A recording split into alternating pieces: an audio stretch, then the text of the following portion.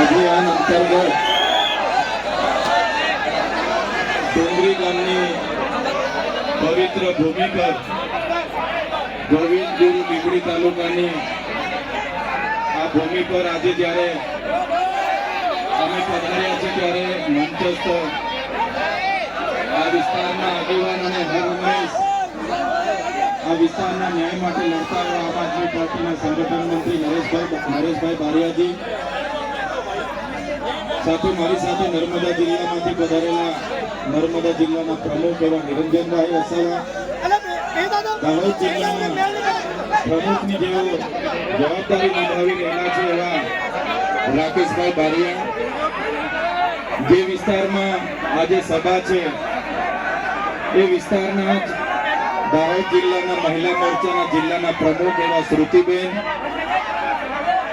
આ વિસ્તારમાં ગત 22ની વિધાનસભા જેઓ ખૂબ સારી રીતે લડ્યા છે એવા અનિલભાઈ ગરાસિયા, ફતેપુરાના આગેવાન અને મહિલા અગ્રણી એવા ડોક્ટર જીગીસાબેન, આ વિસ્તારના જૂના અને જાણીતા આ વિસ્તારમાં સામાજિક પ્રવૃત્તિ પણ ખૂબ સારી કરતા એવા તરુણલતાબેન, અમારા દાહોદ લોકસભાના ઇન્ચાર્જ એવા ભાનુભાઈ, દેવગઢ બારિયા અને દાહોદ વિસ્તારના પ્રભારી એવા હાર્દિકભાઈ, મહીસાગર અને સંતરામપુર જિલ્લાના સંતરામપુરથી પધારેલા મહીસાગર જિલ્લાના પ્રમુખ એવા બાબુભાઈ ડામોર, સાથે દાહોદથી જે ગત વિધાનસભા લડ્યા હતા એવા મોનિયાજી, મંચસ્થ તમામ આગેવાનો, આજે અમારી સાથે મોટી સંખ્યામાં જોડાયેલા માજી તાલુકા પંચાયતના, માજી જિલ્લા પંચાયતના સભ્ય અને ચાલુ સરપંચશ્રીઓ, સાથે અહીં પૂરી વ્યવસ્થા જળવાય એના માટે વ્યવસ્થામાં કાયદો વ્યવસ્થા જળવાય એના માટે બંદોબસ્તમાં ઉપસ્થિત તમામ પોલીસ અધિકારીઓ, અહીં મીડિયાનું સારું કવરેજ મળે અને આપણો અવાજ ગાંધીનગર અને દિલ્હી સુધી પહોંચે એના માટે તમામ ઉપસ્થિત પ્રિન્ટ અને ઇલેક્ટ્રિક મીડિયાના પ્રેસ મીડિયાના મિત્રો અને આજુબાજુ વિસ્તારમાંથી મોટી સંખ્યામાં અહીં ઉપસ્થિત થયેલા પૂજનીય વડીલો, આગેવાનો, યુવાનો, માતા બહેનો અને ભૂલકાઓ, સૌને મારા જોહાર નમન કરું છું.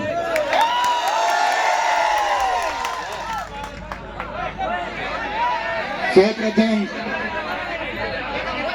હું માફી માંગુ છું, અમને ત્યાંથી પધારતા આરતી અને સ્વાગત કરવા માટે અમને ઉભા રાખતા આવ્યા એટલે અમે ખૂબ મોડા પહોંચ્યા છીએ, પણ અહીં આવીને અમે જોયું તો દાહોદના વડીલો, દાહોદના યુવાનો અને માતા બહેનોમાં જે જુસ્સો છે, જે ભાવ છે અમારા માટે, આ તમારો ભાવ, આ તમારી લાગણી, આ તમારો પ્રેમ અમને અવારનવાર આ વિસ્તારમાં ખેંચી લાવે છે. અને આજે અમે આવીને જોયું, વરસાદ છે છતાંય, વ્યવસ્થા નથી છતાંય હજારોની મેદની અહીંયા આવીને ઉપસ્થિત થયેલી છે. બધાને મેં બે હાથ જોડીને નમન કરું છું, વંદન કરું છું. દાહોદની પ્રજા એટલે આખા રાજ્યમાં, આખા દેશમાં દાહોદનું નામ આવે એટલે જે ઇમારતો છે, એ ચાહે વિધાનસભાની ઇમારત હોય, એ ચાહે સચિવાલયની ઇમારત હોય, એ ચાહે હાઈકોર્ટની ઇમારત હોય, જે પણ ઇમારતો, જે પણ ભવનો, જે પણ આવાસો, જે પણ આજે વિકાસના નામે ગુજરાતમાં બન્યા છે, એના પાયામાં દાહોદના લોકોનો પરસેવો છે અને એ દાહોદના લોકોને મારે સંબોધન કરવાનું. ત્યારે મને આનંદ થાય છે કે એ દાહોદની પ્રજાની વચ્ચે છું, જેમની આજે સંઘર્ષની વાતો થાય છે, સાહસની વાતો થાય છે અને દાહોદની પ્રજાની મહેનતની વાતો થાય છે. ત્યારે આ ગુજરાતના વિકાસમાં પાયામાં દાહોદની પ્રજાનો પરસેવો છે, એટલા માટે આજે ગુજરાત વિકાસની પંથે આગળ વધી રહ્યું છે. આઝાદીના 78 વર્ષ થઈ ગયા. આજે અઠવાડિયા પહેલા, દિવાળી પહેલા ગુજરાતની સરકારે વિકાસ સપ્તાહ માટે ગામડે ગામડે રથ લઈને એમના ધારાસભ્ય અને સાંસદ સભ્ય પહોંચતા હતા, ફરતા હતા અને વિકાસની ગાથા સંભળાવતા હતા. વિકાસની મોટી મોટી વાતો થતી હતી. ત્યારે વિકાસ મહોત્સવ આજે ચાલે છે. એક બાજુ 78 વર્ષનો અમૃત મહોત્સવ ચાલે છે, છતાં આજે એ દાહોદ જિલ્લો હોય કે નર્મદા જિલ્લો હોય, આજે ગુજરાતના અને દેશના અતિ પછાત જિલ્લામાં દાહોદ અને નર્મદા જિલ્લાનું નામ આવે છે. આઝાદીના 78 વર્ષ થઈ ગયા. અમારા દાહોદના લોકોએ આ દેશની, આ ગુજરાતની ઇમારતોમાં પરસેવો પાડ્યો છે. એક પ્રકારે નર્મદાના, છોટાઉદેપુરના, મધ્યપ્રદેશના, મહારાષ્ટ્રના લોકોએ નર્મદા ડેમમાં પોતાની જમીનો આપી દીધી.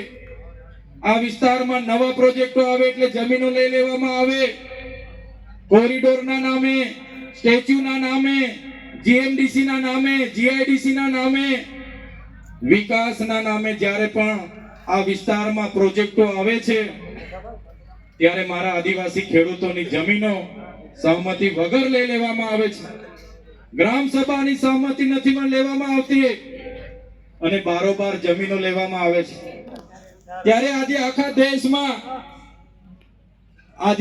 દેશમાં 40 લાખથી પણ વધારે આદિવાસીઓ વિસ્થાપિત થયા છે. આજે એમના માટે દાહોદ આટલો મોટો જિલ્લો હોય, દેશના વિકાસમાં દાહોદે આટલું મોટું યોગદાન આપ્યું છે, છતાં હમણાં દિવાળી પતી જશે એટલે મારા દાહોદના ભાઈઓ અને બહેનો માથા પર પોટલા અને હાથમાં છોકરા લઈને મજૂરીએ જતા જોઈએ છે. અમે ગાંધીનગરમાં મળે છે, સુરતમાં મળે છે, ભરૂચમાં મળે છે, અમને અંકલેશ્વરમાં મળે છે, વડોદરામાં મળે છે. અમે પૂછીએ, બેન તમે કાના છો? તો કે ભાઈ અમે તો દાહોદથી છે. નાના નાના છોકરાઓને ત્યાં મજૂરી માટે, મજબૂરી, આ પેટનો ખાડો પૂરવાની મજબૂરી અમને ત્યાં લઈ જાય છે. ત્યારે આ ગુજરાત સરકારને કહીએ છીએ, આજે તમારો આઝાદીનો 78મો વર્ષ ચાલે છે. તમે અમૃત મહોત્સવ પાછળ અબજો રૂપિયાનો ખર્ચો કરો છો. હમણાં વિકાસ સપ્તાહના નામે તમે આ વિસ્તારોમાં રથ ફેરવતા હતા, એમાં કરોડો રૂપિયાના ખર્ચાઓ કર્યા છે.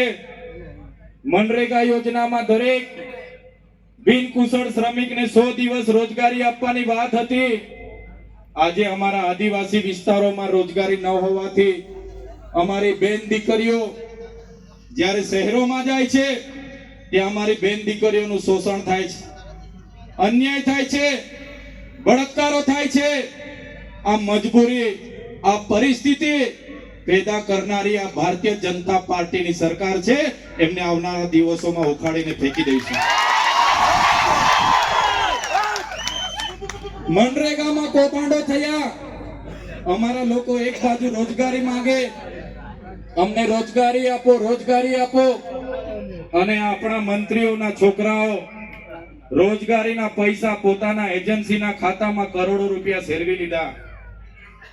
અહીં એક બાજુ આપણી બહેનો પીવાના પાણી માટે તરસે અને એમના સાંસદ, એમના ધારાસભ્યના લોકોએ નલ સે જલમાં કરોડો રૂપિયાના કૌભાંડો કરી લીધા.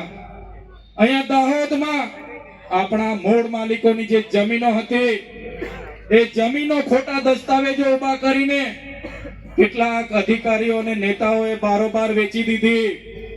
ત્યારે મારા યુવાનોને, મારા વડીલોને આહવાન કરું છું, મેં આવનારી ચૂંટણીમાં એ લોકોને તમારે આનો જવાબ, ઈંટનો જવાબ પથ્થરથી આપવાનો છે. ઈંટનો જવાબ પથ્થરથી આપવાનો છે. જંગલ ખાતામાં ગયા વર્ષે 100 કરોડનું દાહોદનું કૌભાંડ થયું. ગુજરાત પેટર્નમાં કૌભાંડ થયું. આદર્શ ગ્રામમાં 100 કરોડ રૂપિયા દાહોદમાં આવ્યા, એનું કૌભાંડ થયું.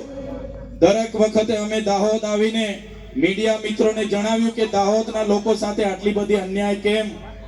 ત્યારે આ વિસ્તારના સાંસદોના નામ આવે અને તપાસ બંધ થઈ જાય. આ વિસ્તારના ધારાસભ્યોના નામ આવે અને તપાસ બંધ થઈ જાય, આ વિસ્તારના મંત્રીઓના નામ આવે અને તપાસ બંધ થઈ જાય. હવે સરકારો મંત્રીમંડળ બદલી રહી છે, પણ અમારી પ્રજા આવનારા દિવસોમાં તમારી સરકાર બદલી નાખવાની છે. મંત્રીમંડળ બદલવાની જરૂર નથી, તમારી માનસિકતા બદલો. અમારા વડીલોની કહેવત છે, ભેંસ ઓછું દૂધ આપે તો ભેંસના ખીલા નથી બદલાતા, ભેંસ બદલી નાખવી પડે છે. ત્યારે તમે જોયું હશે મનરેગાનું કૌભાંડ આપણે બહાર પાડ્યું, નકલી કચેરી અહીંયા સિંચાઈની બોડેલીમાં આપણે બહાર પાડી, ટેટ પાસ ઉમેદવારો માટે આપણે અહીંયા રેલીઓ કરી, પોસ્ટ મેટ્રિક શિષ્યવૃત્તિ બંધ કરી દેવામાં આવી.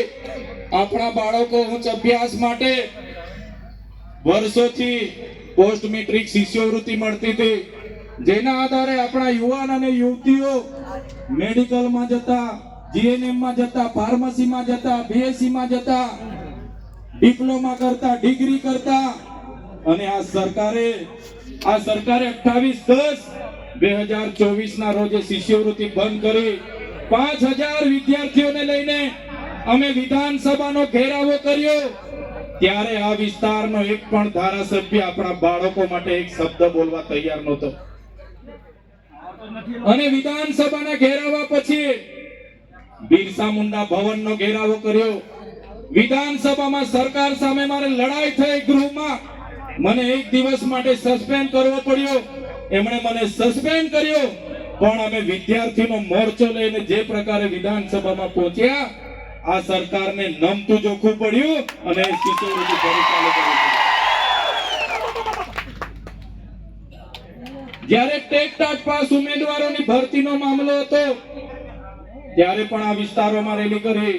જ્યારે જૂની પ્રાથમિક શાળાઓ, સરકારી શાળાઓ બંધ કરવાનો પરિપત્ર મળ્યો, ત્યારે પણ આ વિસ્તારોમાં રેલી કરી હતી. આજે શાળાઓમાં શિક્ષકો નથી, આજે આંગણવાડીના ઓરડા નથી, આજે સસ્તા અનાજની દુકાનોમાં કૌભાંડો થાય છે, આજે બહારના કોન્ટ્રાક્ટો બધા કામો લઈ જાય છે, એનજીઓ અહીંથી ગ્રાન્ટ લઈ જાય છે. આજે સૌથી વધારે કુપોષણથી પીડાતા બાળકોની સંખ્યા આપણા દાહોદમાં છે. ત્યારે અનેક વાર સરકારને અહીંનું વાસ્તવિક ચિત્ર બતાવીએ છીએ કે અમારા આદિવાસી સમાજને હજુ વિકાસ નથી થયો.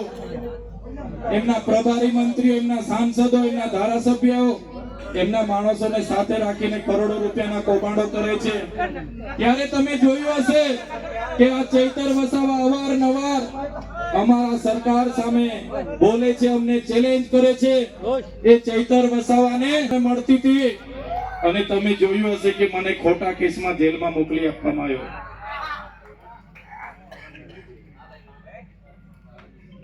એક ધારાસભ્ય તરીકે મને જ્યારે એટીવીટી મીટિંગમાં બોલાવવામાં આવ્યો, મેં મીટિંગમાં પહોંચ્યો, મને ખબર નહોતી કે આ લોકો આયોજન બંધ મારી સાથે ઝઘડો કરવાના છે. પ્રાંત અધિકારી, 2 મામલતદાર સાહેબો, 2 ટીડીઓ અને અમે બેઠા. તાલુકાના પ્રમુખોએ બજારમાંથી કોન્ટ્રાક્ટરોને સભ્ય બનાવ્યા. મેં કીધું આ વિસ્તાર આદિવાસી સમાજનો 97% વસ્તી હોય, આ ગ્રાન્ટ અમે બહારના કોન્ટ્રાક્ટરોને આપીશું નહીં. બસ આટલી વાતમાં બોલાચાલી કરી, ઝપાઝપી કરી અને 5 મિનિટમાં સાંસદ આખું ટોળું લઈને આવી ગયા અને થોડી જ વારમાં આખી જિલ્લા પોલીસ આવી ગઈ. તમે જોયું હશે, એક ધારાસભ્ય તરીકે કોઈ વાક ન હોવા છતાં મને ધરપકડ કરી લેવામાં આવી, ધક્કામુક્કી કરવામાં આવી. મારો પરિવાર મળવા માટે આવ્યો, મારા આગેવાનો મળવા માટે આવ્યા, પણ મુલાકાત નહીં આપી. તાત્કાલિક ધોરણે કોઈ બનાવ વગર મને ધરપકડ કરી, ઘસડીને જીપમાં ભરી લેવામાં આવ્યો. રાજપીપળા એક નાઈટ જૂની જેલ બજારમાં છે ત્યાં રાખવામાં આવ્યો. મારા આગેવાનો, મારા પરિવાર વાળા રાતે જમવાનું લઈને આવ્યા, કપડા લઈને આવ્યા, પણ પોલીસ અધિકારીઓ પર સરકારનું દબાણ, ભાજપના નેતાઓનું દબાણ, આખી રાત એ લોકો ઉભા રહ્યા પણ કપડા અને જમવાનું આપવા નહીં દીધું. એક સામાન્ય બાબતમાં મામલતદાર ઉભા જામીન આપી દે, છતાં આ લોકોએ મને રાજપીપળાની સેશન કોર્ટમાં રજૂ કર્યો 307 જેવી ગંભીર કલમ મારા પર લગાડી દીધી. અને જ્યારે કોર્ટમાં મારા વકીલો આવવાનું થયું, મને રજૂ કર્યો ત્યારે મારા વકીલોને અંદર નહીં આવવા દીધા. પોલીસ પર ભાજપના નેતાઓનું દબાણ, સરકારનું દબાણ, એમના ગૃહમંત્રીનું દબાણ, અને મારા જામીન રદ થયા. મને રાજપીપળા જેલમાં રાખવું પડે એની જગ્યાએ વડોદરાની સેન્ટ્રલ જેલમાં મને નાખી દેવામાં આવ્યો. 1600 થી 1700 પાકી કેદના કેદીઓ, કોઈને 20 વર્ષની સજા હોય, કોઈને 30 વર્ષની હોય, કોઈને 15 વર્ષની હોય, કોઈને આજીવનની હોય, કોઈ ફાંસીમાં આવ્યું હોય, કોઈ આતંકવાદી હોય, એવા કેદી બંધુઓ સાથે મને નાખી દેવામાં આવ્યો. અને અંદર પણ એટલી કડક સૂચના સરકાર દ્વારા જેલર અને તેના પોલીસ અધિકારીઓને આપવામાં આવી કે આને એવી કડક સજા આપો, એવી જેલમાં રાખો કે આ બહાર આવીને ક્યારે આદિવાસી સમાજનો અવાજ નહીં બનવો જોઈએ, આ બહાર આવીને ક્યારે સરકાર સામે નહીં બોલવો જોઈએ. અને તમે જોયું હશે, સેન્ટ્રલ જેલમાં મને એક અંધારી કોટડીમાં એકલો રાખવામાં આવ્યો.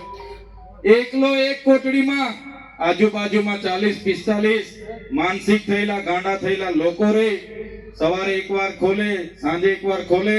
જેલનું જમવાનું, જેલનું સાદડી પર ઊંઘવાનું, બહારનું કોઈ મુલાકાત નહીં, વકીલને મુલાકાત નહીં, પરિવારને મુલાકાત નહીં. અને જે પ્રકારે નરેશભાઈએ કીધું, એ જૂની જેલ સયાજીરાવ ગાયકવાડે બનાવેલી જેલ છે. અંગ્રેજો વખત પણ એ જેલનો ઉપયોગ થતો હતો. આજે પણ એ જેલ એવી જગ્યાએ મને રાખવામાં આવ્યો કે ત્યાં જે બ્લેક કોબરા કે કોબરા આપણે ત્યાં ફેણિયા નાક કે એ સાપ નીકળે. મેં કીધું જેલ બદલી મેં માંગી કોર્ટ પર. મારા વકીલે જેલ બદલીની માંગ કરી કે એમના જાનનું જોખમ છે, ત્યાં સાપ નીકળે છે અને ઝેરી સાપ ડંખ મારે, સારવાર ના મળે તો માણસ પોણો કલાકમાં મરી જાય. એવી પરિસ્થિતિમાં પણ જેલ પ્રશાસન દ્વારા નહીં કોટડીની બદલી કરવામાં આવી કે નહીં જેલની બદલી કરવામાં આવી.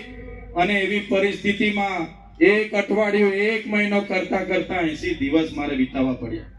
સાથીઓ, હું જેલથી ડરતો નથી, પણ જ્યારે કોઈ વાક વગર, ગુના વગર આપણને જેલ જ્યારે સરકાર કરાવતી હોય ત્યારે આપણને દુઃખ થાય છે. આવી પરિસ્થિતિમાં 80 દિવસ બાદ મને એક સિપાહી આવ્યા. એમણે કીધું, ચૈતરભાઈ, તમારો ઓર્ડર આવી ગયો છે, તૈયાર થઈ જાઓ, તમને તમારો પરિવાર લેવા આવ્યો છે. હું ત્યાંથી જેલમાંથી માંડ 9:30 વાગે સવારે બહાર નીકળ્યો. અને બહાર આવતાની સાથે જ મારા આગેવાનો, મારા વકીલોએ કીધું, ચૈતરભાઈ, માંડ અમે જામીન કરાવ્યા છે, તારીખ પર તારીખ, તારીખ પર તારીખ, તારીખ પર તારીખ હતી અને જામીન તમને શરતી મળ્યા છે. ત્યારે નામદાર હાઈકોર્ટમાં સરકાર દ્વારા, એમના પોલીસ અધિકારીઓ દ્વારા ખોટા એફિડેવિટો રજૂ કરવામાં આવ્યા અને કહેવામાં આવ્યું, આ માથા ભારે માણસ છે, એને આદિવાસી વિસ્તારમાં રહેવા નહીં દેવાય. અને મારે જે જામીન થયા એ જામીનમાં શરતી જામીન આપવામાં આવ્યા કે ડેડિયાપાડાની હદમાં મારે પ્રવેશ નહીં કરવાનો. હવે તમે વિચાર કરો, ડેડિયાપાડાના લોકોએ મને મત આપ્યા, 1 લાખથી વધારે મત મળ્યા, ધારાસભ્ય બનાવ્યો. ડેડિયાપાડામાં મારી ઓફિસ છે, નાના મોટા હું ગરીબ લોકોના કામ કરું. ત્યાં બોગજ મારું ગામ છે, ત્યાં મારું ઘર છે, મારો પરિવાર છે. પણ હવે મારે ત્યાં 1 વર્ષ સુધી નહીં જવાનું. આ સરકારની નીતિઓ, આ એમની તાનાશાહી. જ્યારે છૂટીને આવ્યો ત્યારે કેટલાક અધિકારીઓ પણ કીધું કે રાજપીપળા અમે હતા, જૂના સાંસદ મનસુખ વસાવાનું ગામ, આઝાદીના 78 વર્ષ પછી પણ ત્યાં રસ્તો નહોતો બન્યો. છૂટીને આવ્યા પછી 2 દિવસ પછી મેં ત્યાંથી પદયાત્રા કાઢી 16 કિલોમીટર ચાલતા ચાલતા મેં રાજપીપળા આવ્યો અને કીધું કે આ સ્ટેચ્યુ ઓફ યુનિટીની બાજુનું ગામ, ત્યાં રોડ નથી, મનસુખભાઈનું ગામ છે. મહિલાઓને જ્યારે સગર્ભા હોય, ડિલિવરીની પીડા ઉપડે તો ઝોલીમાં લઈ જતા જતા મહિલા રસ્તે મરી જાય છે. તમે વિડીયો જોતા હશો, કોઈને સાપ ડંખ મારે અને એને લઈ જતા જતા રસ્તે મરી જાય. ત્યારે મને સરકારી અધિકારીઓએ કીધું તમને ખાલી ડેડિયાપાડામાંથી હદ પાર કર્યા છે, રાજપીપળામાં રહેવાનું હોય તો શાંતિથી રહેજો અને નર્મદા જિલ્લામાંથી પણ હદ પાર કરાવીશું. ત્યારે મેં અધિકારીને તે જ દિવસે કીધું તમે મને ડેડિયાપાડામાંથી કાઢી નાખશો, તમે મને નર્મદામાંથી કાઢી નાખશો, આ ચૈતર વસાવા અમારા લોકોના દિલોમાં રહે છે, અમારા લોકોના દિલોમાં રહીએ છીએ અમે, ત્યાંથી તમે ક્યારે અમને કાઢી નથી શકવાના. કેટલાક નેતાઓ, હું જેલમાં હતો, અમારા ત્યાંના સાંસદ અને ભાજપના 2 મંત્રીઓએ મારા વિરોધમાં એમણે ટિપ્પણી કરી હતી કે એ તો ગયો, એ 2 વર્ષ પછી જ આવશે, આ ચૂંટણી પતે પછી જ આવશે. અહીંના એક મંત્રી બનેલા બાજુના તાલુકાના એમણે કીધું એનું તો અમે પૂરું કરી નાખીશું. ત્યારે નેતાઓને બી કહેવા માંગુ છું, तुमको क्या लगता था, तुमको क्या लगता था नहीं लौटेंगे, गलत जब तक तोड़ेंगे नहीं तब तक छोड़ेंगे. हमको क्या अंडू पंडू गंडू समझ के रखा है? ये चैतर वसावा है, कभी छूटेगा नहीं. ત્યારે આ જેલની વેદના, આપણે બધા નાના લોકો છે, 30 વર્ષથી ભારતીય જનતા પાર્ટીનું શાસન છે, એમના ધારાસભ્ય, એમના મંત્રીઓ, એમના સાંસદો કરોડોપતિ અબજોપતિ થઈ ગયા છે, પોલીસ એમની છે, તંત્ર એમનું છે, જેલો એમની હશે, બધું જ એમનું છે, પણ મત તમારા પર છે, તમારા પર એ મત નાખીને એનો બદલો આપણે બધાએ લેવાનો છે. એમના વિરોધમાં મત નાખીને આ તમારા ભાઈ સાથે થયેલું છે, તમારા દીકરા સાથે થયેલું છે, આ ભાઈનો બદલો તમારે મતદાન એમના વિરોધમાં કરીને આ બદલો તમારે લેવાનો છે. ત્યારે આ જ પ્રકારની એમની નીતિ છે અને નીતિઓનો હું શિકાર બન્યો છું. ત્યારે ઘણા સમયથી હું મારા દાહોદના આગેવાનોને યાદ કરું, મારા સાથી મિત્રોને યાદ કરું, મારો મોબાઈલ પણ જમા લઈ લીધો તો માંડ હમણાં છોડાવીને હું લાવ્યો છું. ત્યારે આવી પરિસ્થિતિમાં તમને મારે મળાયું નતું. મારી ઈચ્છા હતી દિવાળી પહેલા તમારી મુલાકાત લે, મારા વડીલોના આશીર્વાદ લે, મારી માતા બહેનોના આશીર્વાદ લે, એવી મારી ઈચ્છા હતી. મારા નરેશભાઈ, રાકેશભાઈ અવારનવાર અમને કહે કે તમે દાહોદ આવતા રહો, અહીંયા દિવાળી કરીશું, અહીંયા રહીશું, દાહોદ પણ તમારો જ પરિવાર છે, દાહોદ પણ તમારો જ ગામ છે. ત્યારે મેં નરેશભાઈ ને રાકેશભાઈ ને કહેતો તો હું ચોક્કસ આવીશ, ચોક્કસ આવીશ. અમારા પરિવાર પાસે ભલે મને નથી જવા દેતા, મેં પણ એમને કીધું કે દાહોદમાં ગમે તે ગામમાં હું જતો રહેમ, સાંજનો જતો રહેમ તો સાંજના રોટલા મળી જશે, સવારે જતો રહેમ તો સવારના રોટલા મળી જશે. દાહોદ મારો પરિવાર છે, મને ક્યારે ભૂખો નહીં રાખે. ત્યારે આ જેલવાસ દરમિયાન એ લોકોનો ઈરાદો હતો કે આને ચૂંટણી પછી જ કાઢીશું, પણ તમે બધા મારી ચિંતા કરતા હશો, મારા માટે પ્રાર્થના કરતા હશો અને કહેતા હશો કે ભાઈ છૂટી જવો જોઈએ, આપણો દીકરો છૂટી જવો જોઈએ. અને તમારી બધાની એ ચિંતા, એ પ્રાર્થના, એ દુઆ, એ પ્રેમ, એ લાગણી થી જ્યારે મેં 80 દિવસ જેલમાંથી છૂટીને આવ્યો, ત્યારે હું તમારો બધાનો આભાર માનવા માટે આવ્યો છું. બધાનો ખૂબ ખૂબ આભાર.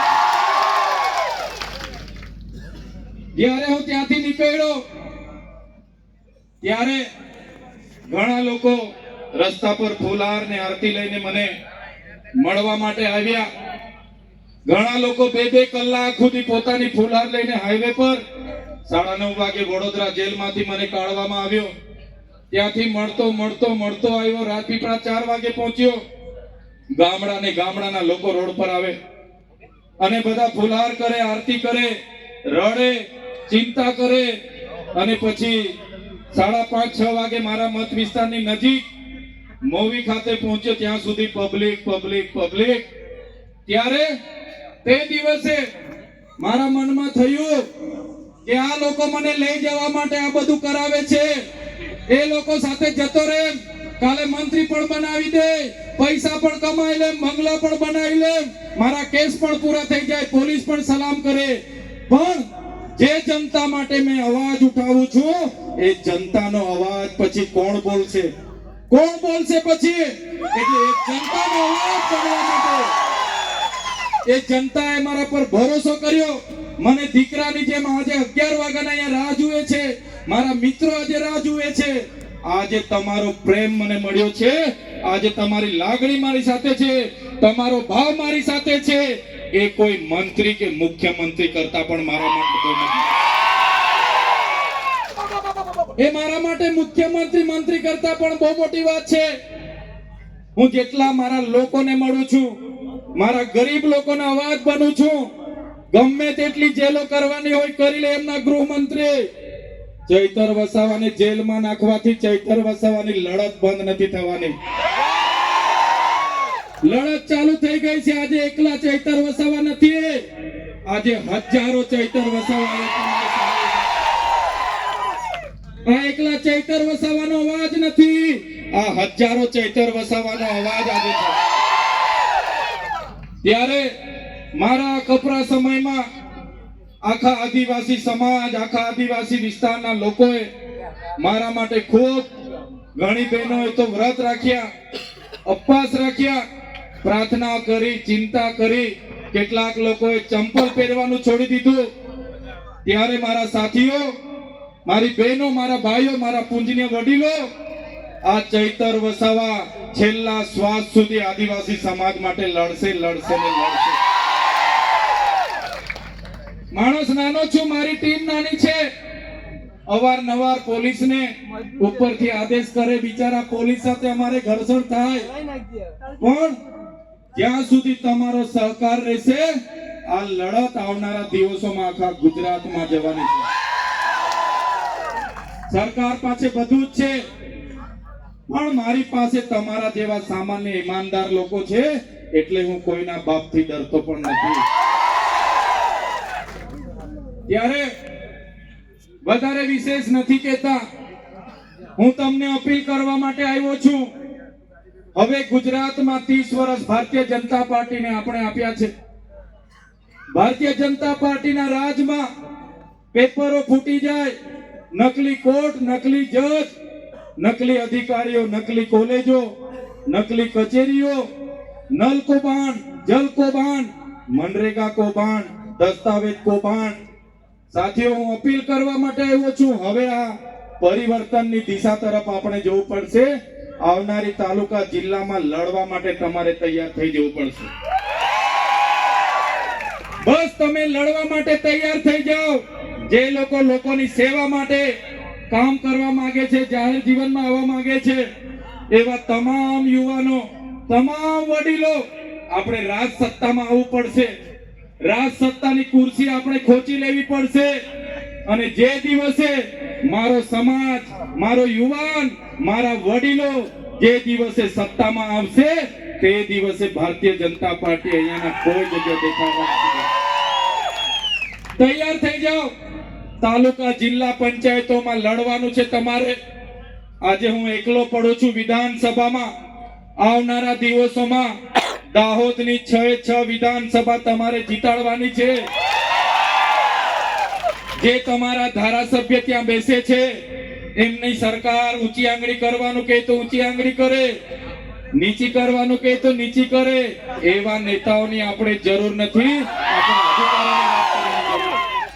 આપણા અધિકારોની વાત કરે નેતાને તમારે તાલુકા, જિલ્લા અને વિધાનસભામાં મોકલવાના છે.